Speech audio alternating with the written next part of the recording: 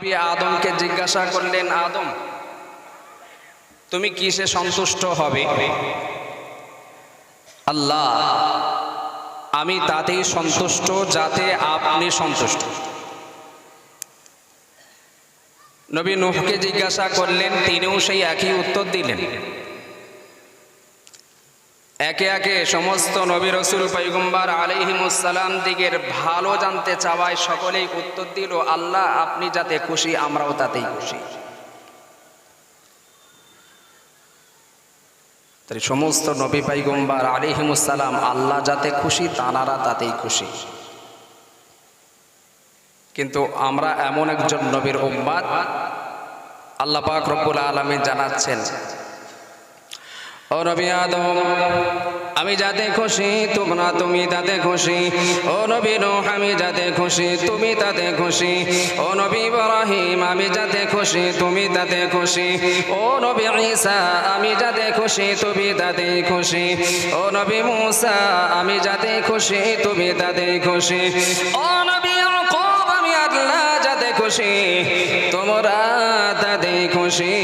কিন্তু আমি আল্লাহ তাতে খুশি যাতে আবার মুহাম্মদ রাসূল খুশি।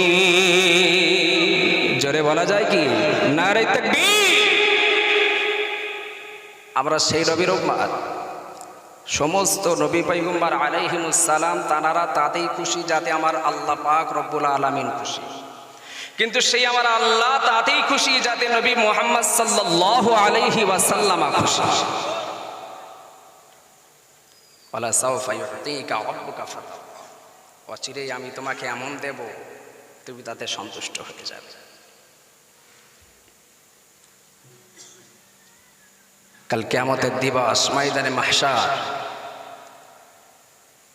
মহান আল্লাহ পাক রব্বুল আলামিন নিজের আসন অলঙ্কৃত করবেন, কহার নাম ধারণ করবেন। মহান আল্লাহ পাক রব্বুল আলামিন সেদিন আমলনামা প্রদান করবেন, কেউ জান্নাতে যাবে আর কেউ জাহান্নামে যাবে। মহান আল্লাহ জান্নাত বানিয়ে তার গেটে দারোয়ান লাগিয়ে দিলেন, আদেশ করলেন এই গেট দিয়ে সর্বপ্রথমে আমার নবী মুহাম্মদ সাল্লাল্লাহু আলাইহি ওয়াসাল্লাম প্রবেশ করবেন। যতক্ষণ সে না প্রবেশ করবে অন্যদের জন্য এই দরওয়াজা একদম বন্ধ থাকবে। নবী মুহাম্মদ সাল্লাল্লাহু আলাইহি ওয়াসাল্লামকে দিয়েই জান্নাত উদ্বোধন করা হবে। আমরা উঠব, তিনিও উঠবেন, তানাকে তোলানো হবে জান্নাতের পোশাক পরিয়ে। কিয়ামতের দিবসে ময়দানে মাহশরে একটি মাত্র ঝান্ডা থাকবে, তাওহীদের ঝান্ডা।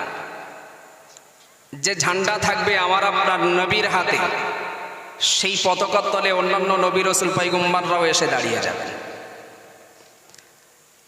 নবী মুহাম্মদ সাল্লাল্লাহু আলাইহি ওয়াসাল্লামকে একমাত্র হাউজে কাউসার দান করা হয়।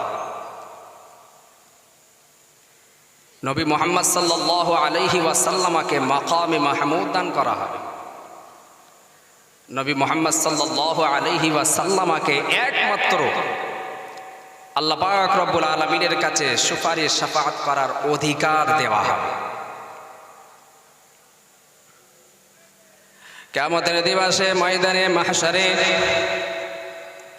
মানুষ যেদিন নিজের জন্য চিন্তিত হয়ে যাবে, সকলে যখন নিজের বিপদের কথা স্মরণ করবে, সকলে মিলে নবী আদমের কাছে যাবে।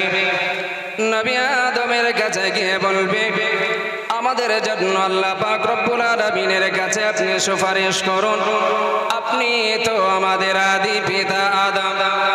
নবী আদম জানাবেন, আমি আজ নিজের জন্য চিন্তিত, তোমাদের জন্য কিছুই করতে পারবো না। তোমরা নূহের কাছে চলে যাও, হয়তো নূহ তোমাদের জন্য কিছুই করতে পারে। নূহের কাছে যাওয়া হবে, নূহ তিনিও একই রকম ভাবে আরেকজনকে দেখিয়ে দেবেন। এমনি করে শেষ পর্যায়ে নবী মুহাম্মদুর রাসূলুল্লাহ সাল্লাল্লাহু আলাইহি ওয়াসাল্লামকে দেখিয়ে দেওয়া হবে।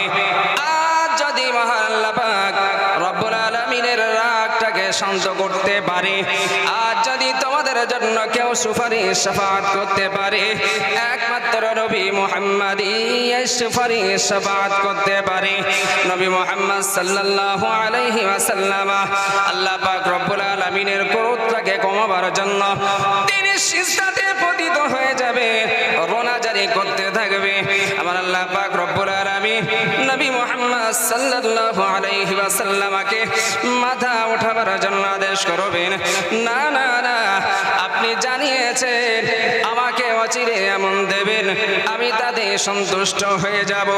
ও আমার হাবিব, তুমি কিসে সন্তুষ্ট হবে? আমি তো তোমাকে সব দিয়েছি হাবিব। নবী মুহাম্মদ সাল্লাল্লাহু আলাইহি ওয়াসাল্লাম জানিয়ে দেবেন, আল্লাহ পাক রব্বুল আলামিন আমি ততক্ষণ পর্যন্ত খুশি হব না, সন্তুষ্ট হব না, যতক্ষণ পর্যন্ত আমার একটা উম্মত জাহান্নামের মধ্যে থেকে যাবে। জোরে হয় না সুবহানাল্লাহ?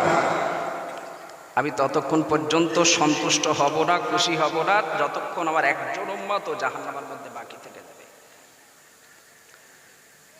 নবী মুহাম্মদ সাল্লাল্লাহু আলাইহি ওয়াসাল্লাম তিনি এমন একজন নবী, এই একমাত্র সুপারিশ শাফাআত করার অধিকার তাকেই দেওয়া হবে, অন্য আর কাউকে নয়। আমরা সেই নবীর উম্মত, আমরা সেই নবীরই উম্মত। নবী মুহাম্মদ সাল্লাল্লাহু আলাইহি ওয়াসাল্লামের ইন্তেকাল আসন্ন। আল্লাহ পাক রব্বুল আলামিন ফারিস্তা আজরাইল আলাইহিস সালামকে পাঠিয়ে দিলেন অনুমতি নিয়ে, তবে আমার হাবিবের জান কবজ করবে। সালাম দিয়ে প্রবেশ করলেন, অনুমতি চাওয়া হলো। নবী পাক সাল্লাল্লাহু আলাইহি ওয়াসাল্লাম বললেন, আমার ভাই জিবরাইল আসুক। তিনি এলেন, বলা হলো আজরাইল এসেছে আমার জান কবজ করার জন্য, কিন্তু আমি চিন্তিত নয়, আমি বিদায় দেব। আমি চিন্তিত নয় আমার অবর্তমানে আমার পরিবার আহাল তারা কোন অবস্থাতে থাকবে ইত্যাদি। আমি চিন্তিত আমার অবর্তমানে আমার উম্মাত উম্মাতির কি হবে।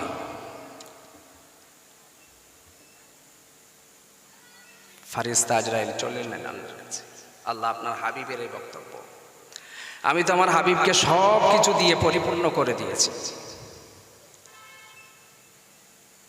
যাও আমার হাবিবকে গিয়ে জানিয়ে দাও। নবী মুহাম্মদুর রাসূলুল্লাহ সাল্লাল্লাহু আলাইহি ওয়াসাল্লাম ফারিস্তা আজরাইলকে বললেন, আমি আমার অবর্তমানে আমার উম্মাত উম্মতিদের জন্য চিন্তিত। আল্লাহ পাক রব্বুল আলামিন যতক্ষণ পর্যন্ত নিশ্চয়তা না দেবে ততক্ষণ পর্যন্ত আমার জান কবজ করার অনুমতি আমি দেব না।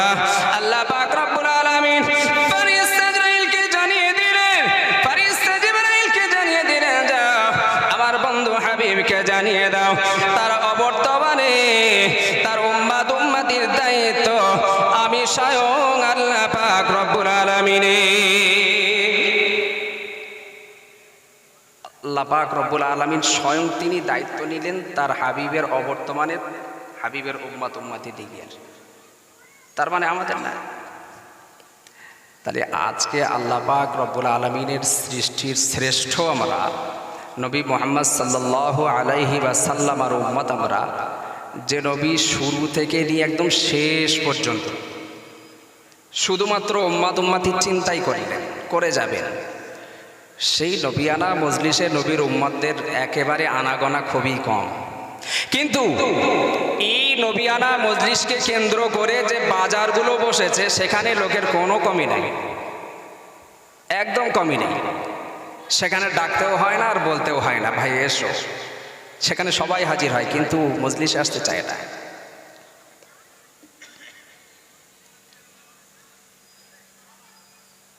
আল্লাহ পাক রব্বুল আলামিন পবিত্র কোরআনের মধ্য দিয়ে ঘোষণা দিলেন, ওমা আনফাকতুম মিন শাইইন ফাহুয়া ইউখলিফু। আমি প্রথমেই পড়েছি, তোমরা যা কিছু আল্লাহর রাস্তায় খরচ করবে তার উত্তম প্রতিদান আল্লাহ পাক রব্বুল আলামিন তোমাদেরকে দেবেন। আমরা দিয়েছি, আরো দেওয়া লাগবে। أحب لله وأبغض لله وأعطى لله ومنع لله فقد استكمل الإيمان। যা কিছু করতে হবে সব আল্লাহ পাক রব্বুল আলামিনের সন্তুষ্টির জন্য, তবেই একজন ইমানদারের ইমান পূর্ণতা পাবে। না আহাব্বা লিল্লাহ, যদি কাউকে ভালোবাসতে হয় সেটাও আল্লাহ পাক রব্বুল আলামিনের জন্যই হতে হবে। কারোর সঙ্গে শত্রুতা পোষণ করতে হলে সেটাও আল্লাহর উদ্দেশ্য হতে হবে। কাউকে দিতে হলে সেটাও আল্লাহর উদ্দেশ্য হতে হবে। কাউকে বঞ্চিত করতে হলে সেটাও আল্লাহর উদ্দেশ্য হতে হবে।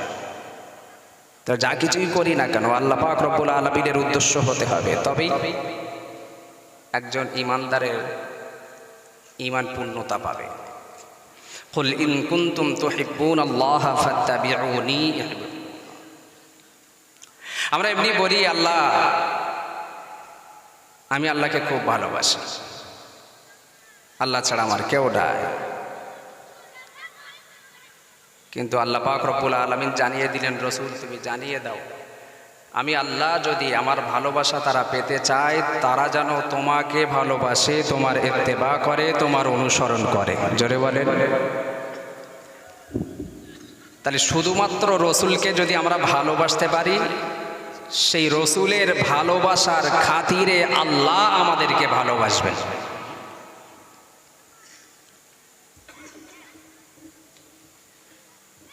একদম ইসলামের নবী মুহাম্মদ সাল্লাল্লাহু আলাইহি ওয়াসাল্লাম ধর্ম প্রচারের শুরুকালে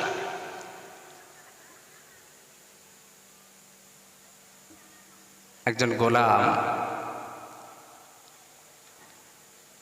নবী মুহাম্মদ সাল্লাল্লাহু আলাইহি ওয়াসাল্লাম গারে হেরাতে ইবাদতে নিমগ্ন, পিপাসার্ত হলেন।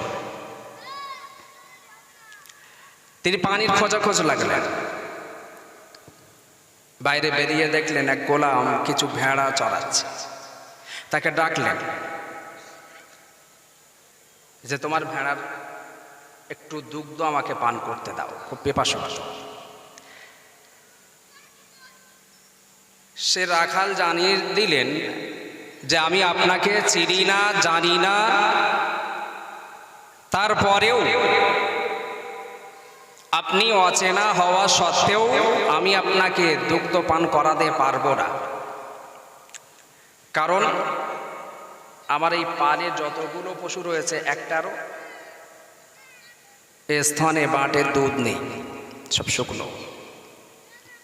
রাসূলুল্লাহ বললেন নিয়ে এসো। রাসূলুল্লাহ একটা হাত বিসমিল্লাহ বলে বাটে রাখলেন। রাখাল বলছে আপনি করছেন ডাকি? বহুদিন যাবত তার বাট শুকনো, দুগ্ধ যদি বার হতো আমি কি আপনাকে পান করতে দিতাম না? অবশ্যই দিতাম। আল্লাহ রসুল সাল্লাল্লাহু আলাইহি ওয়াসাল্লাম তিনি জানিয়ে দিলেন,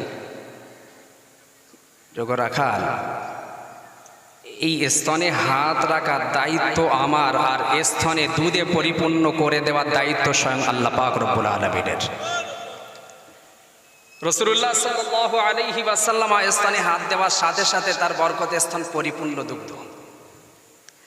সে রাখাল দেখলো এবং আশ্চর্য হল,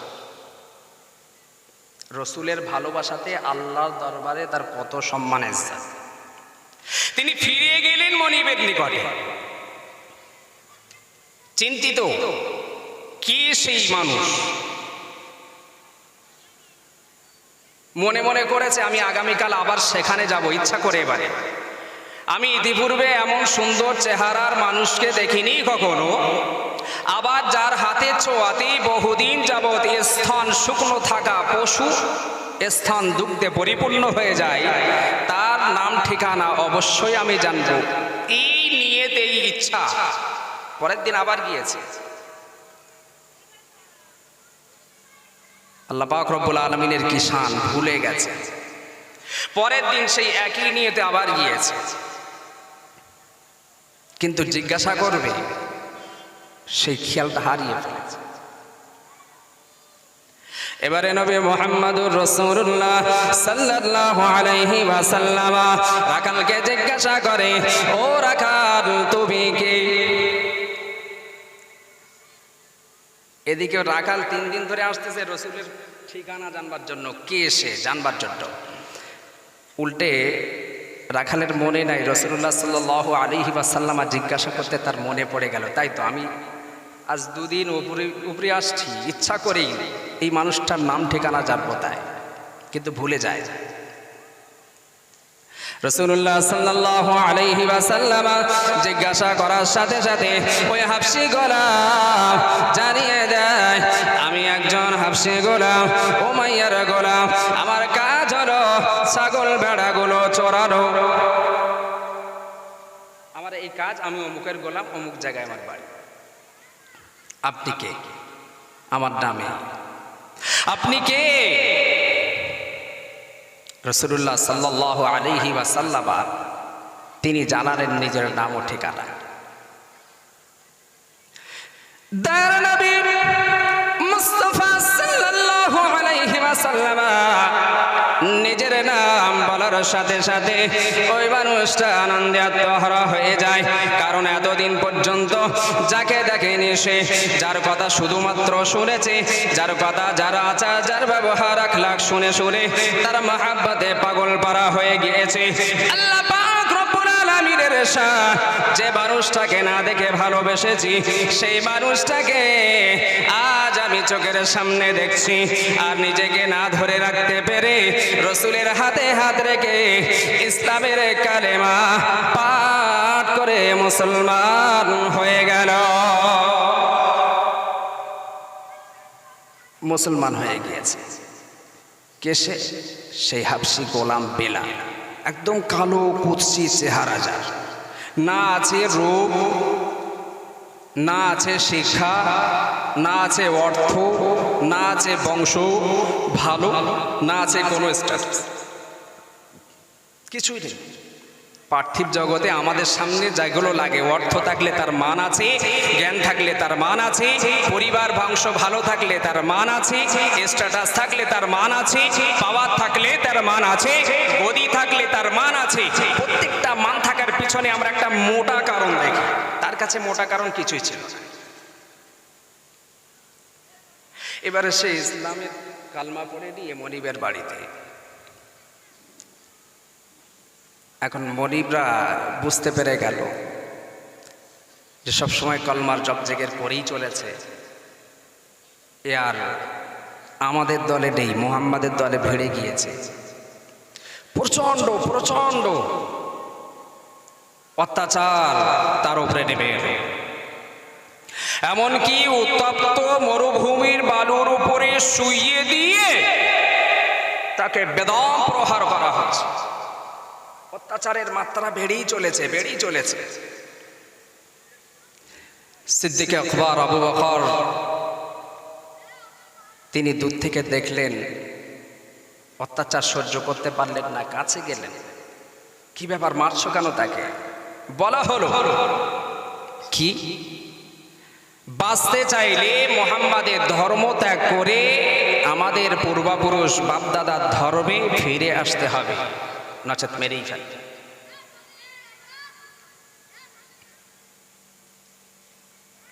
রসুলের মায়াতে, রসুল্লাহর প্যারে ভালোবাসাতে যে মানুষটারা কোনোদিন দেখেনি, তার কথা, তার আখলাক, চরিত্র বর্ণনা শুনে তাকে এতদিন ভালোবেসেছে, আজ তাকে সামনে দেখে ইসলামের শিক্ষায় দীক্ষিত হলো, আজ সে মুসলমান হয়ে গেল।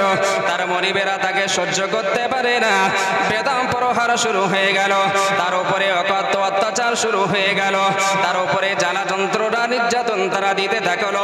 একটাই শর্তে তোমাকে বাঁচিয়ে দেব, একটা শর্তে তোমাকে আমরা বাঁচিয়ে রাখবো, অত্যাচার তোমাকে করব না, তোমার উপর থেকে বেদম প্রহার আমরা উঠিয়ে নেব। মুহাম্মাদের ধর্ম একবার ত্যাগ করে আমাদের ধর্মে আবার ফিরে এসো। লা ইলাহা ইল্লাল্লাহ মুহাম্মাদুর রাসূলুল্লাহ, এই কালমা, এই বাক্য পাঠ করা বন্ধ করে দাও। সিদ্দিক আকবর আবু বকর তিনি হযরত বেলালকে লক্ষ্য করে বলে, ও বেলাল, নিজের জানটুকু বাঁচাবার জন্য একবার হলেও তাদের দেবদেবীর নামটা তুমি মুখে উচ্চারণ করো। বেলাল বলে, ও আবু বকর, আমি নিজের জানটুকু বাঁচাবার জন্য শত চেষ্টা করার পরেও তাদের দেবদেবীর নাম আমার মুখে আসে না।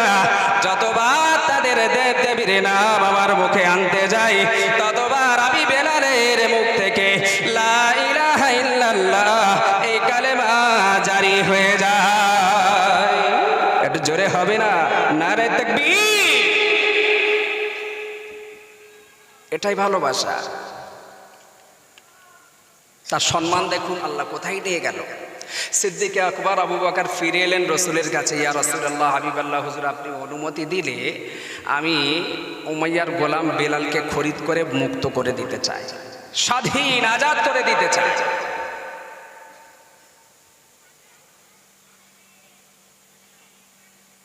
তাহলে একজন গোলাম, তার উপরে কালো কুৎসিত, শিক্ষা নেই, অর্থ নেই, বংশ পাওয়ার নেই, গদির পাওয়ার নেই, লোকবলের পাওয়ার নেই, কোনো পাওয়ার নেই, তাকে খরিদ করে আজাদ করে দেওয়ার জন্য সিদ্দিক আকবর তিনি অনুমতি চাইতে গেলেন নবী পাক সাল্লাল্লাহু আলাইহি ওয়াসাল্লামের কাছে। ইয়া রাসূলুল্লাহ, ইয়া হাবিবাল্লাহ, হুজুর আপনি যদি অনুমতি দেন, আমি আবু বকর উমাইয়ার গোলাম বেলালকে খরিদ করে মুক্ত করে দিতে চাই, আজাদ করে দিতে চাই। দয়ার নবী রাসূলুল্লাহ সাল্লাল্লাহু আলাইহি ওয়াসাল্লাম সিদ্দিক আকবর আবু বকরকে লক্ষ্য করে বলে, আবু বকর, আমি নবী মুহাম্মদ, আমার কাছ থেকেও কিছু অর্থ তুমি নিয়ে রাখো। সিদ্দিক আকবর আবু বকরকে বললেন, আমার থেকে কিছু অর্থ তুমি নিয়ে রাখো। বেলালকে যে অর্থ দিয়ে তুমি খরিদ করবে, আমি নবীর অর্থ তার সঙ্গে মিশিয়ে দেবে। আল্লাহ পাক রব্বুল আলামিন জানতে চাইলে আমি যেন তাকে বলতে পারি, ওগো আল্লাহ পাক রব্বুল আলামিন, আমি বেলালকে খরিদ করার জন্য মুহাম্মদ অর্থ প্রদান করেছি। তার কারণ হলো যে বেলালকে আল্লাহ পাক রব্বুল আলামিন পছন্দ করে, সেই বেলালকে খরিদ করার জন্য আমি মুহাম্মাদের কিছু অর্থ আবু বকর তুমি তোমার কাছে রেখে দাও। কে বলছেন? রাসূলুল্লাহ সাল্লাল্লাহু আলাইহি ওয়াসাল্লাম। কারণ যাকে স্বয়ং আল্লাহ পছন্দ করেন, আল্লাহ পছন্দ করেছেন, তার খরিদ করার জন্য আমার অর্থও কিছু পাই হয়। আমি যেন বলতে পারি, আল্লাহ তুমি যাকে পছন্দ করেছিলে অকথ্য অত্যাচারের হাত থেকে মুক্ত দিতে, আজাদ করতে আমার কিছু অর্থ ব্যয় হয়েছে। আমরাও অর্থ ব্যয় করে আজকের এই সুন্দর মজলিসটাকে গঠন ও কায়েম করেছি। যদি শুধুমাত্র এই মজলিসটাকে গঠন ও কায়েম করে আমরা নিজেদের বাহাবা কুড়োতে যাই যে বিরাট আকারের প্যান্ডেল করেছি, বিরাট খাওয়া দাওয়া দিয়েছি, বিরাট লাইট আর মাইক আমরা সেখানে উপস্থাপন করেছি, তাহলে এটাই দুনিয়াতেই হয়ে যাবে, পরে কিছু পাওয়া যাবে না।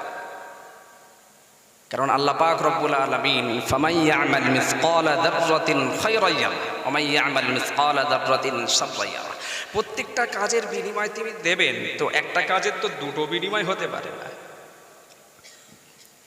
তো দুনিয়ার নাম যশ কিনতে যদি আমার ইচ্ছা থাকে, তাহলে দুনিয়ায় সেটা হয়ে যাবে, পরকালে পাবো না, কারণ তার প্রতিদান আমি পেয়ে গেছি।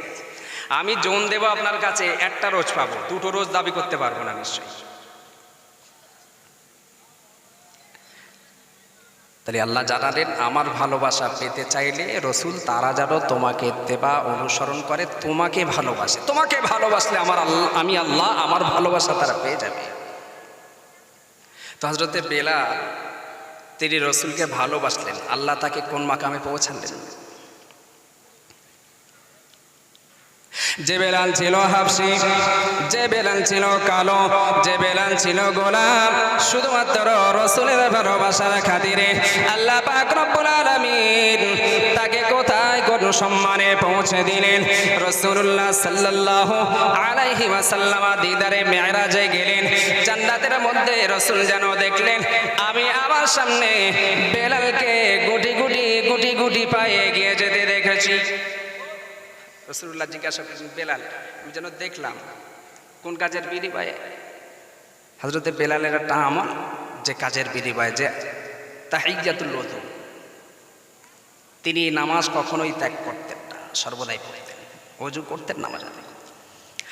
আর ওযু থাকতে থাকতে ওযু আমরা এই ওয়াক্ত গিয়ে যে সেই ফজরের রক্তে এশাই সেরেছি আর ফজরে গিয়ে আবার জুড়েছি, এরকম আর কি। ওযু গিয়েছে আবার ওযু। তো সেই বেলালকে রাসূলুল্লাহ সাল্লাল্লাহু আলাইহি ওয়াসাল্লাম আর বিয়ে বানিয়ে দেওয়া। বেলালকে মসজিদের নববীর মুয়াজ্জিন বানিয়ে দেওয়া হলো। বেলালের আরবি ভাষা শুদ্ধ না থাকার কারণে তিনি আশহাদু জায়গায় আসহাদু করতেন। তো এতে বেধর্মীরা ক্রিটিসাইজ করত যে অজ্ঞ মূর্খদেরকে নিয়েই মুহাম্মাদের ধর্ম। মুহাম্মদ কিছু গুটি কয়েক অজ্ঞ মূর্খদের নিয়ে নিজের দলে ভিড়িয়েছে। ইয়া রাসূলুল্লাহ, হাবিবাল্লাহ হুজুর, তাদের এই ক্রিটিসাইজ কটূক্তি আমাদের খারাপ লাগে। আপনি বেলালকে দায়িত্ব থেকে সরিয়ে সুন্দর আরবি ভাষা শুদ্ধ উচ্চারণ করতে পারে নিযুক্ত করা। মাত্র এক ওয়াক্তের আজান দিল অন্য মুয়াজ্জিন, খুব জোরে আজান দেওয়া হয়। আল্লাহ পাক রব্বুল আলামিন ফেরেশতা পাঠিয়ে দিলেন। জিজ্ঞাসা করা হলো রাসূলুল্লাহকে, আজকে কি মসজিদের নববীতে আজান হাঁকা হয়নি কেন? অন্য দিনের অন্য ওয়াক্তের তুলনাতে আজকে সাড়ম্বে আজান হয়েছে, খুব জোরে আজান হয়েছে, মানুষ খুব আনন্দ পেয়েছে, খুশি হয়েছে। অনেক দূর পর্যন্ত শয়তান পালিয়ে গিয়েছে। শরীফে এসেছে, যতদূর পর্যন্ত আজানের ধ্বনি চলে যায় তত দূর পর্যন্ত শয়তান পালিয়ে যায়, এর মধ্যে শয়তান প্রবেশ করতেও পারে না। ফেরেশতা জানিয়ে দিলেন, ইয়া রাসূলুল্লাহ, ইয়া হাবিবাল্লাহ হুজুর, আজকে মসজিদের নববীতে আজান হয়নি কেন? আজ তো আজান হয়েছে অন্য ওয়াক্তের তুলনায়, আজকে সাড়ম্বে আজান হয়েছে, সবাই আনন্দ পেয়েছে। অন্য দিনের তুলনায় আজকে শুদ্ধ সুরে, শুদ্ধ আওয়াজে, শুদ্ধ ভাষাতে আজান হয়েছে, অনেক জোরে আজান দেওয়া হয়েছে। ইয়া রাসূলুল্লাহ, ইয়া হাবিবাল্লাহ হুজুর, কিন্তু এই আজান বেলাল যখন আজান দিত, বেলালের আজান স্বয়ং আল্লাহ পাক রব্বুল আলামিন তার কিছু ফেরেশতা দিগকে সঙ্গে নিয়ে শ্রবণ করতেন। আল্লাহ পাক রব্বুল আলামিন আজ এই ওয়াক্তের আজান তিনি শ্রবণ করতে পারেনি, তাই জানতে চেয়েছেন আজ কি মসজিদের নববীতে আজান হয়নি? ইয়া রাসূলুল্লাহ, ইয়া হাবিবাল্লাহ হুজুর, বেলালের আজান আরশে মুআল্লা পর্যন্ত পৌঁছে যেত, যে আজানের ধ্বনি স্বয়ং আল্লাহ পাক রব্বুল আলামিন তার ফেরেশতা দিগকে সঙ্গে নিয়ে শ্রবণ করতে। কার আজান? বেলালের আজান। সে একজন হাফসি গোলাম ছিল, না আছে কোনো স্ট্যাটাস, যে কোনো অ্যাঙ্গেল দিয়ে ধরুন, শুধুমাত্র আছে রসুলের ভালোবাসা, এছাড়া আর কিছু নেই। তাহলে রসুলের ভালোবাসা থাকলে আল্লাহ কোথায় পৌঁছে দেবে ওয়াদা তিনি তো করেছেন। রসুলের ভালোবাসতে পারলে আল্লাহ আমাদেরকে ভালোবাসবে। আমি প্রথমেই বলেছি, ওমান ফাকতুম মিন শাইইন ফাহুয়া ইউখলিফু, الصدقة ترد البلاء وتزيد في العمر। সাদাকা খায়রাত, বালা মুসিবতের ঢাল, হায়াত বৃদ্ধির, উমর বৃদ্ধির একটা কারণ। আমরা অনেক সময় অসুস্থ হয়ে পড়ি, ডক্টর কবিরাজ করি, সেখানে অর্থ ব্যয় করি। আবার অনেক সময় এমনি হুজুরদের কাছে যাই, হুজুর দোয়া করবেন, আমার শরীর অসুস্থ, কিছু হাদিয়াও করি। কিন্তু সাদাকা করতে আমাদের একটু হাত বাঁধে, দান করতে, খয়রাত করতে আমাদের একটু টানাটানি হয়। অথচ বালা মুসিবত থেকে আমরা অনেক প্রোটেকশন ব্যবহার করি, কিন্তু যেটাকে বালা মুসিবতের ঢাল বলা হলো, আমরা অনেক সময় দেখেছি যুদ্ধ লেগে গেলে পুলিশের কাছে একটা ঢাল থাকে, এক হাতে লাঠি তো এক হাতে ঢাল। লাঠি থাকে অন্যকে প্রহার করার জন্য, আর ঢাল থাকে নিজেকে আত্মরক্ষার জন্য। তো নিজের বালা মুসিবত থেকে আত্মরক্ষার জন্য সাদকা খয়রাত, এটা আমাদের একটা ঢাল, সেটা তো আমরা অ্যাপ্লাই করতেই পারি। কিন্তু সেখানে আমাদের কঞ্জুসিপানা থাকেই যায়। কিন্তু আমাদের অর্থ আছে, সম্পদ আছে, তারপরেও আমরা বখিল। আল বখিলু বাঈদুম মিনাল্লাহ বাঈদুম মিনাল জান্নাতি করিবুম মিনান নার ওয়ালা জাহিলুন সাখিয়ুন আহাব্বু ইলাল্লাহ মিন আবিদিন বখিল। তো বখিল, এই বখিলতা করার কারণে আস্তে আস্তে আস্তে আস্তে আল্লাহ পাক রব্বুল আলামিনের থেকে দূর হয়ে যায়। জান্নাত থেকে, আল্লাহ পাক থেকে দূর হয়ে যাওয়া মানে জান্নাত থেকে দূর হয়ে যাওয়া। কাছাকাছি হওয়া কার? শয়তানের, জাহান্নামার।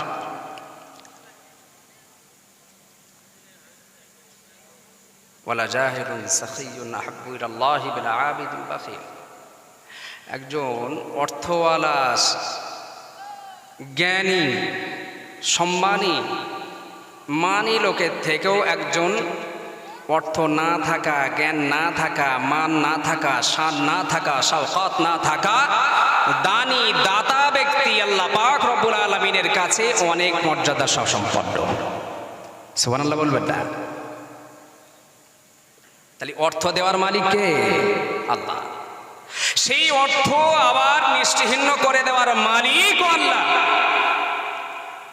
সব কিছুর মালিক আল্লাহ। কুল্লু শাইইন হালিকুন ইল্লা ওয়াজহা। কি হবে সেদিন? কুল্লু মান আলাইহা ফান। কি হবে সেদিন? কিছুই তো থাকবে না, সব পানাপিল হয়ে যাবে, ধ্বংস হয়ে যাবে। সেদিন না থাকবে আমার স্ট্যাটাস, না থাকবে টাকা, না থাকবে গাড়ি, না থাকবে বাড়ি, না থাকবে হাঁড়িও। সেদিন সব নিশ্চিহ্ন হয়ে যাবে, শুধু থাকবে আমার। তাহলে সাদাকা বালা মুসিবতের ঢাল। আমরা নিজেদের বালা মুসিবত থেকে ঢাল স্বরূপ সাদাকা তো অ্যাপ্লাই করতেই পারি, খায়রাত তো অ্যাপ্লাই করতেই পারি।